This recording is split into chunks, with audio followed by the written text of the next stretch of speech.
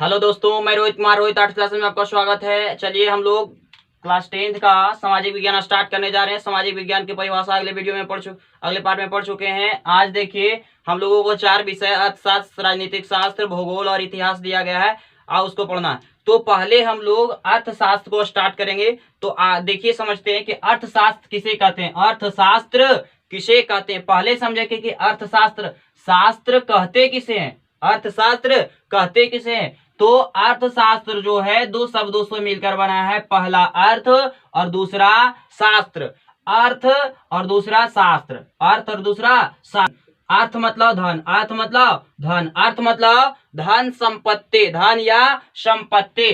और शास्त्र मतलब ज्ञान, शास्त्र मतलब ज्ञान, किसी चीज के बारे में क्रमबद्ध ज्ञान शास्त्र कहलाता है, शास्त्र कहलाता है। तो अर्थ मतलब धन और शास्त्र मतलब ज्ञान, अर्थात अर्थशास्त्र का शाब्दिक अर्थ धन का ज्ञान, धन का ज्ञान या धन का अध्ययन, धन का अध्ययन, यानी कि धन का जिसमें अध्ययन किया जाए, उसके बारे में ज्ञान प्राप्त किया जाए, अर्थशास्त्र कहलाता है। आइए देखिए इसका परिभाषा अच्छी तरीके से समझते हैं। सामाजिक विज्ञान, अर्थशास्त्र जो है सामाजिक विज्ञान की एक शाखा है, सामाजिक विज्ञान की एक शाखा। पहले बता चुके हैं कि सामाजिक विज्ञान से ये बटकर विकसित हुआ है, यानी कि समाज विज्ञान का जो है यह एक शाखा है। तो सामाजिक विज्ञान के जिस शाखा में, सामाजिक विज्ञान के जिस शाखा में वस्तुओं और सेवाओं, वस्तुओं और सेवाओं, वस्तुओं और सेवाओं के उत्पादन, पहला उत्पादन, दूसरा वितरण, तीसरा विनिमय और उपभोग, चौथा उपभोग का अध्ययन, उपभोग का अध्ययन किया जाता है, उसे अर्थशास्त्र कहा जाता है। क्या कहा जाता है? तो अर्थशास्त्र कहा जाता है। सामाजिक विज्ञान के जिस शाखा में, सामाजिक विज्ञान के जिस शाखा में वस्तुओं और सेवाओं के, वस्तुओं और सेवाओं के उत्पादन, क्या चीज, पहला उत्पादन, वितरण, विनिमय और उसके उपभोग का अध्ययन किया जाता है, अर्थशास्त्र का जनक, अर्थशास्त्र का जनक किसे कहा जाता है? अर्थशास्त्र का जनक किसे कहा जाता है? तो एडम स्मिथ को कहा जाता है। और भारतीय अर्थशास्त्र का जनक, भारतीय अर्थशास्त्र का जनक चाणक्य को कहा जाता है। और चाणक्य जो थे, चाणक्य जो थे चंद्रगुप्त मौर्य, किसके? तो चंद्रगुप्त मौर्य, चंद्रगुप्त मौर्य के महामंत्री थे। क्या थे? महामंत्री थे। चाणक्य को कौटिल्य भी कहा जाता है, चाणक्य को कौटिल्य भी कहा जाता है। एनसीईआरटी क्लास 10th का हम लोग इकोनॉमिक्स स्टार्ट कर रहे हैं और इसका फर्स्ट चैप्टर जो है अर्थव्यवस्था एवं इसके विकास का इतिहास, अर्थव्यवस्था एवं इसके विकास का इतिहास। तो देखिए इसमें जो है अर्थव्यवस्था एवं इसके विकास का इतिहास, ये पढ़ना है हम लोगों को। भारत के बारे में, भारत की अर्थव्यवस्था और इसके विकास के बारे में पढ़ना है।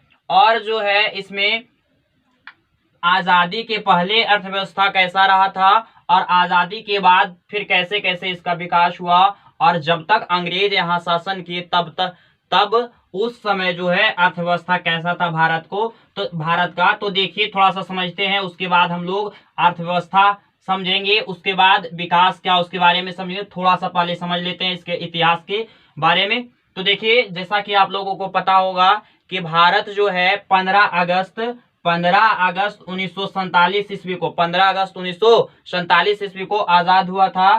कब आजाद हुआ था भारत? कब आजाद हुआ था? तो 15 अगस्त 1947 ईस्वी को आजाद हुआ था। और जो है इसके पहले यानी कि ये जो समय दिया है, इसके पहले जो है भारत इंग्लैंड का क्या था? गुलाम था। तो देखिए भारत पर जो है इंग्लैंड, भारत पर जो है इंग्लैंड, भारत पर इंग्लैंड 200 वर्षों तक शासन किया था। और कितने वर्षों तक भारत पर शासन किया था इंग्लैंड, अंग्रेज? तो 200 वर्षों तक शासन किया था। और देखिए शासन के पहले, यानी कि अंग्रेज को भारत के आने से पहले, अंग्रेज को भारत के आने से पहले भारत को सोने का चिड़िया कहा जाता था। सोने का क्या कहा जाता था? चिड़िया कहा जाता था। और अंग्रेजों को आने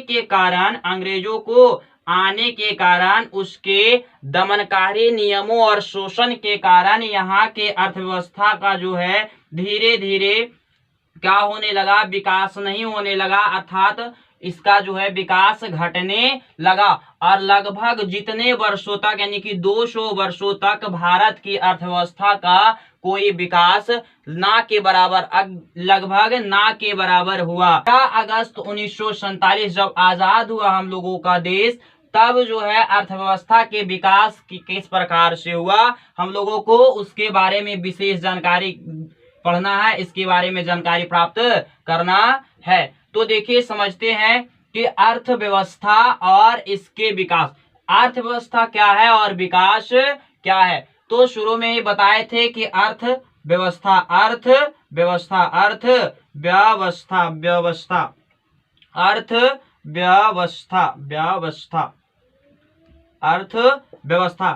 अर्थ का मतलब बताए थे कि धन होता है। अर्थ का मतलब क्या होता है, धन होता है। और व्यवस्था यानी कि अर्थव्यवस्था मतलब उसको क्या करना, अर्जित करना। क्या करना, अर्जित करना यानी कि इसको अर्थव्यवस्था व्यवस्था करना, उसको क्या करना, प्राप्त करना। तो अर्थव्यवस्था का शाब्दिक अर्थ हुआ धन का अर्जन, धन का क्या करना, अर्जन करना, आमदनी प्राप्त करना। आगे देखिए समझते हैं विकास। विकास जो है, विकास शब्द जो है प्रत्येक व्यक्ति के लिए विकास का मतलब अलग अलग हो सकता है। अगर कोई शिक्षक है तो उसके विकास के लिए अगर उसके वेतन में वृद्धि की जाती है तो वह उसके लिए एक प्रकार का क्या है, विकास है। अगर कोई मजदूर है, अगर उसके काम के समय में वृद्धि, उसके रोजगार में वृद्धि की जाती है और उसका क्या है, रोजगार जो इनकम है उसका जो मजदूरी है, मजदूरी में अगर वृद्धि की जाती है, मजदूरी में अगर वृद्धि की जाती है तो उसके लिए क्या है, वो विकास है। तो प्रत्येक व्यक्ति के लिए विकास का मतलब अलग अलग हो सकता है। विकास का मूल जो मतलब होता है, किसी चीज का विकास हो पहले के अपेक्षा उसमें सुधार होना, पहले के अपेक्षा उसमें क्या होना, तो सुधार होना। क्या होना, सुधार होना। अब समझते हैं उपनिवेश क्या है। तो उपनिवेश क्या है, किसे कहते हैं या उपनिवेश क्या है। तो उपनिवेश के बारे में समझते हैं। उपनिवेश क्या लिखा हुआ है, उपनिवेश, उपनिवेश। उपनिवेश जो है दो शब्दों से बना है, उप और निवेश, उप और निवेश। उप मतलब ऊपर, उप मतलब ऊपर, के ऊपर, के ऊपर, उप मतलब ऊपर, निवेश मतलब निवास करना। क्या करना, निवास करना, निवास करना। उपनिवेश का अर्थ हुआ कि किसी के ऊपर क्या करना, निवास करना। उपनिवेश का शाब्दिक अर्थ, उपनिवेश का शाब्दिक अर्थ क्या हो गया कि किसी के ऊपर, किसी के ऊपर क्या करना, तो निवास करना। इसका क्या हो गया, शाब्दिक अर्थ हो गया। अब देखिए समझते हैं इसको अच्छे तरीके से, इसको डिफाइन किस प्रकार से करेंगे, परिभाषित किस प्रकार से करेंगे, रटना नहीं, हम लोगों को समझना है। तो देखिए जब कोई शक्तिशाली देश, जब कोई शक्तिशाली देश, मान लिया जाए एक देश है, ये जो है क्या है, एक देश है, इंग्लैंड है, मान लीजिए क्या है, इंग्लैंड है, क्या है, तो इंग्लैंड है। और इंग्लैंड जो है क्या है, बहुत ही शक्तिशाली देश है, मान रहे हैं, ठीक है।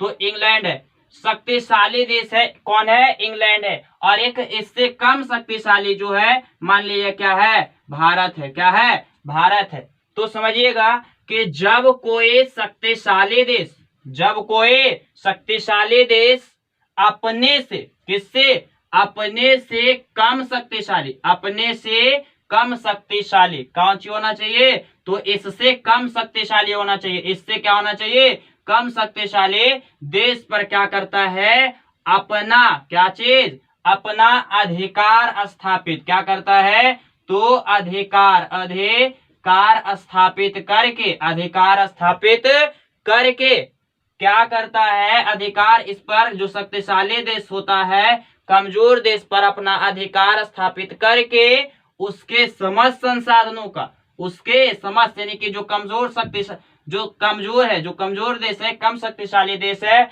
उसके समस्त संसाधनों का जो उपयोग है, समस्त संसाधनों का जो उपयोग है अपने लिए कौन करता है, अपने लिए, कौन करता है अपने लिए, तो शक्तिशाली देश अपने लिए उपयोग करता है। तो शासित देश यानी कि जिस पर अधिकार किए हुए है, जैसे इंग्लैंड जो है भारत पर अधिकार किए हुए था, तो भारत इंग्लैंड का उपनिवेश कहलाएगा। यानी कि जिस पर शासन किए हुए है और जो शासित है, जिस पर शासन किया जा रहा है, वह शासित जो देश है, कम शक्तिशाली देश, वह शक्तिशाली देश का उपनिवेश कहलाता है। फिर से समझिएगा कि जब कोई शक्तिशाली देश अपने से कम, अब इससे अगर किसी पर हमें अधिकार स्थापित करना है तो हमसे वह क्या हो, कमजोर हो, तभी हम उसको क्या कर सकते हैं, अपने वश में कर सकते हैं, उस पर हम अपना अधिकार स्थापित कर सकते हैं। तो जब कोई शक्तिशाली देश किसी कमजोर देश पर या कम शक्तिशाली देश पर अपना क्या करता है, अधिकार स्थापित करके, अधिकार स्थापित करके उसके समस्त संसाधनों का उपयोग अपने लिए करता है। किसके लिए, अपने लिए करता है। तो शासित देश, जो शासित है, जिस पर शासन किया जा रहा है, वह शासक देश का यानी कि शक्तिशाली देश का उपनिवेश कहलाता है। जैसा कि हम लोगों को पता है कि इंग्लैंड जो है भारत पर लगभग 200 वर्षों तक क्या किया था, शासन किया था। तो भारत जो है क्या है, भारत जो है किसका उपनिवेश हो जाएगा, तो इंग्लैंड का उपनिवेश हो जाएगा। तो शक्तिशाली जो था कौन था, तो इंग्लैंड था, और इससे कमजोर कौन था, तो भारत था। और इंग्लैंड जो है किस पर, भारत पर अधिकार किया था, इसलिए भारत क्या हो जाएगा, इंग्लैंड का उपनिवेश हो जाएगा। अब देखिए समझते हैं आगे जो है आर्थिक क्रियाएं, उसके बाद हम लोग अर्थव्यवस्था समझेंगे, इसके प्रकार समझेंगे, इसके ढांचा समझेंगे। तो छोटा सा टॉपिक है, 2 नंबर में पूछता है कि आर्थिक क्रियाएं क्या है। आर्थिक क्रियाएं क्या है, तो आर्थिक का अर्थ हुआ धन, आर्थिक का अर्थ धन, और क्रिया मतलब काम, तो धन का काम, क्या चीज का काम, तो धन का काम, वैसा काम या वैसा क्रिया जिससे धन की प्राप्ति हो, क्या हो, धन की प्राप्ति हो, आय की प्राप्ति हो, उसे आर्थिक क्रिया कहते हैं। आर्थिक मतलब धन, और क्रिया मतलब कार्य, धन का कार्य। आर्थिक क्रियाएं का शाब्दिक अर्थ जो हुआ धन का कार्य। तो वैसा कार्य जिससे हमें धन की प्राप्ति होती है, आय की प्राप्ति होती है, उसे आर्थिक क्रियाएं कहते हैं। जैसे कोई शिक्षक है, अगर वह पढ़ा रहे हैं तो वो बच्चों के द्वारा जो उन्हें फी दिया जाएगा वह क्या होगा, धन होगा, और वह जो पढ़ाने का कार्य होगा वो कौन सा क्रिया होगा, आर्थिक क्रिया। अगर कोई डॉक्टर है, अगर वह इलाज करते हैं तो उनका इलाज जो कर रहे हैं और उसके बदले में उन्हें पैसा मिल रहा है, तो वह इलाज करने का काम क्या हो जाएगा, आर्थिक क्रिया। लेकिन समझना, अगर कोई शिक्षक है और वह जो है शिक्षक वह अपने पुत्र को या तो बेटे को पढ़ाते हैं और उसके बदले में उन्हें किसी प्रकार का आमदनी नहीं होता है, तो वहां पर उस शिक्षक का पढ़ाने का जो कार्य है, जो आप पढ़ाने का काम कर रहे हैं अपने बेटे को, तो वह कार्य जो है आर्थिक क्रिया नहीं कहलाएगा। अगर कोई डॉक्टर जो है अपने परिवार का इलाज करते हैं, परिवार के किसी सदस्य का, और उससे उन्हें धन की प्राप्ति नहीं होता है, तो वह क्रिया जो है वहां पर उनका वह क्रिया क्या होगा, आर्थिक क्रिया नहीं कहलाएगा। तो आर्थिक क्रिया उसी को कहेंगे जहां क्या हो, धन की प्राप्ति हो। फिर से देखिए समझिएगा, आर्थिक क्रिया वैसे क्रियाएं जिससे हमें धन की क्या हो, प्राप्ति हो, तो उसे आर्थिक क्रिया कहते